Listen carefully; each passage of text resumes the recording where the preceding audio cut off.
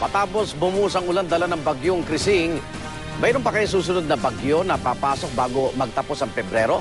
Alamin po natin yan sa ating resident meteorologist na si Ginoong Nathaniel Cruz. Pantani! Igan, sa wind map ng Weather Central, makikitang wala na tayong inaasahang anumang namumong sirkulasyon o sama ng panahon sa loob o maging sa labas ng Philippine Area of Responsibility. Ibig sabihin, wala na tayong inaasahang bagyo sa mga huling araw ng Pebrero. Samantala, ibig sabihin din po, maaga magsisimula itong tag-init sa ating bansa. Well, Igan, mukhang hindi pa dahil ayon sa Pag-asa, inaasahan pa ang muling pagbugso ng hanging amihan sa mga susunod na araw na magdadala ng malamig na hangin sa bansa.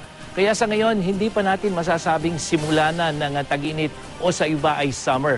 Kadalasan kasi pumapasok ang tag-init sa sandaling tuluyang humina na yung hanging amihan at mamayani naman yung mainit na hangin na easterlies galing ng Pacific Ocean. At pangkaraniwan, nagsisimula ang tag-init sa unang bahagi ng buwan ng Marso.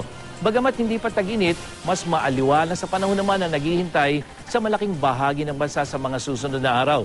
Maliban na lamang yan sa mahihinang pagulan, dulot ng hanging amihan at ayon nga sa Weather Central, apektado ng mga pagulan ang gitna at katimugang bahagi ng Luzon. At dito sa Metro Manila, mababa ang tsansang umulan sa buong araw bukas. At ganyan din ang maranasan sa mga susunod na araw, liban na lamang sa araw ng Miyerkules na inaasahan natin na may posibilidad ng pagulan. Posible rin ang mahinang pagulan at maulap na langit sa silangan at gitnang bahagi ng Visayas. At kalat-kalat na ulan naman ang bubuhos diyan sa Central at Northeastern Mindanao.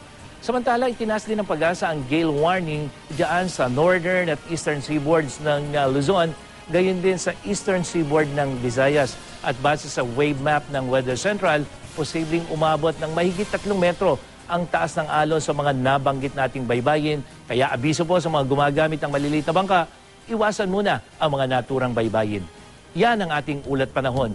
Ako po si Nathaniel Cruz para sa I Am Ready, serbisyong totoo ng GMA News. Maraming salamat, Mang Tani.